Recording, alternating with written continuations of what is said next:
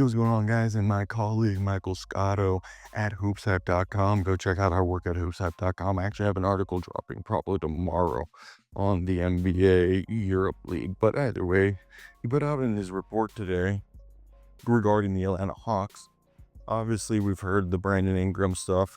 We talked about that earlier, but really what we wanted to talk about was the possibility of Mr. not Bogdan Bogdanovich, not Clint Capella, but of course, the idea that DeAndre Hunter, the man who's actually at one point was in the top 3 running for 6-man of the year, is allegedly in discussions with the Cleveland Cavaliers, the Swiss Army knife himself, who's having a career renaissance. Well, it's not renaissance, but finally fulfilling the potential we all knew you could have as the do everything Swiss Army knife. Yeah, DeAndre Hunter is a guy that I've always liked. I'm so happy that he's finally fulfilling the potential that we all knew he had. But sometimes when someone has a great season, you got to sell high. And to me, it makes sense, especially with the injury that happened to Jalen Johnson. This is why we're getting the Brandon Ingram news. Is they're a team that wants to make the playoffs, and I can't blame them. So what is the report? Let's just talk about that juicy little rumor that came out. Shout out my work, HoopsHype. Hit that like and subscribe button for more content like this. The Cleveland Cavaliers are eyeing Hawks forward DeAndre Hunter with, my assumption is, a package potentially centered around Max Strus and George Niang. On paper, it feels like a classic both teams need something deal. But let's kind of dig into this and talk about the stats and the drama behind it. So first, why would Cleveland want to do this?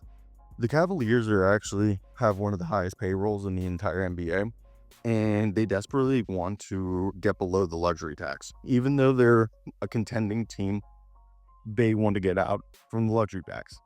They brought Max Strus over from free agency last year, and he was great. He was great for them last year, but what ended up happening was he got hurt in the offseason, and he just wasn't integrated due to injury until middle of the season.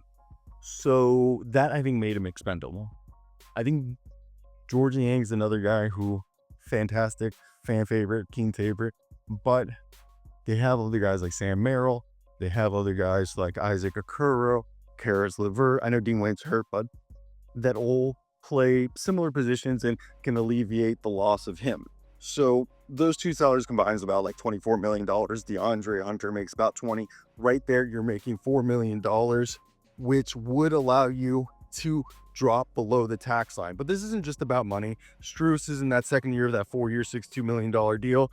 He has struggled with injuries, and that's sometimes tricky play, but this season so far in 21 games, he's averaging 8 points, 4 rebounds, and 3 assists, but just shooting 33% from three. That's a dip from his 41% mark in Miami. And Kenny Atkinson obviously prefers Karis LeVert from his time in Brooklyn. Karis LeVert is putting up better numbers in limited minutes, 11 points, 4 assists per game, 3 rebounds, and Dean Wade is an elite defensive dog.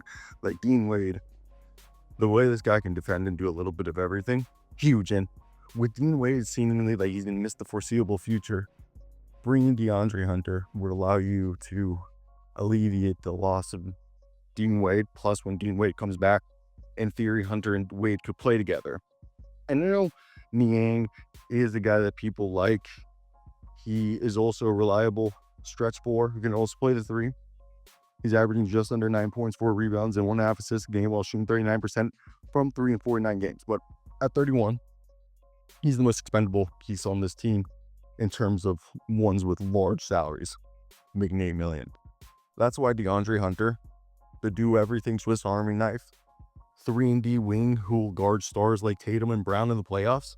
And this year, he's finally putting it all together, averaging 19, 4, and 1.5 assists, while shooting 46% from the field and 38% from 3. At almost 6'9", 225 pounds with a 7-foot wingspan, the Cavs are actually the 8th worst in opponent 3-point percentage.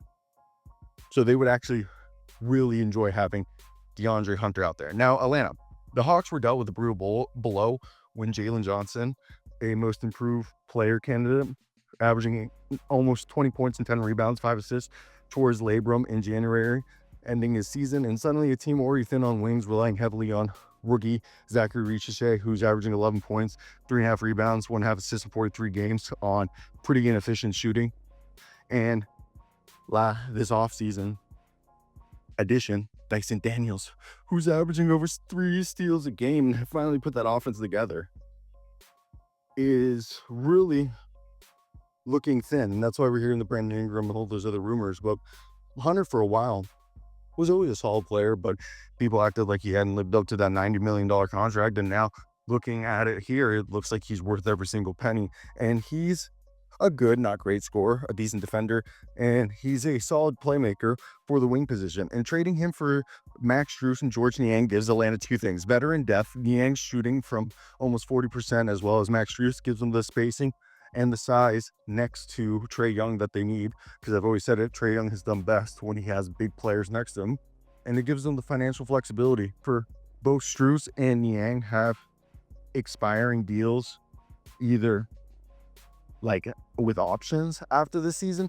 or they're off the books in 26. So that allows them to retool around Young and Johnson in the following summer. So let's be real, this isn't a home run for Atlanta. Like, Strus has some question marks health-wise.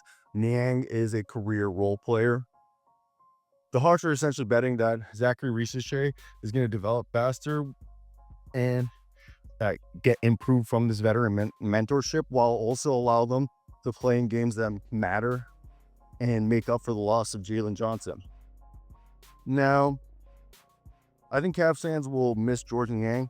The guy's a locker room glue guy and mean king. Strus, less so given his injuries and missed time, but Cleveland's front office knows the core is Mitchell, Garland, Mobley, and Allen, and it needs, better role players to help it be a true contender. And Hunter isn't a star, but he's playoff tested, one who's gone deep into the finals, or deep into the playoffs, not the finals, to the conference finals, but he's hurt that year, I'm pretty sure. Either way. And he's a better shooter than Okoro, an equal level of a defender. Okoro still shooting 29% from 3 plus his heart. For the Hawks, losing Hunter stings, but not as much as losing Johnson. This trade screams punt until 2025 to 26, banking on Jalen Johnson and Zachary Ricochet's growth. And meanwhile, Trae Young gets 2 more shooters to feed, even if they're not exactly Klay Thompson. I think the idea is it's better than nothing. And like I said, this is a team that is not trying to throw away the season. So to me, it makes a ton of sense if they go out and do this, because this is a deal that they actually might get compensated by the Cavaliers for this, because the Cavaliers are the ones who would be benefiting the most. So yeah, the Hawks should walk away with some compensation right here, which I think would be great for them. I want to hear your thoughts on that one. If you guys agree with me, this is a deal. If I were Atlanta, I'd be looking at it, because it's actually kind of worth it. Maybe it's just me, maybe it's not, but definitely interesting. So let me hear those thoughts in the comment section down below. If you made it to the end of the video, let me hear your thoughts in there. Bye.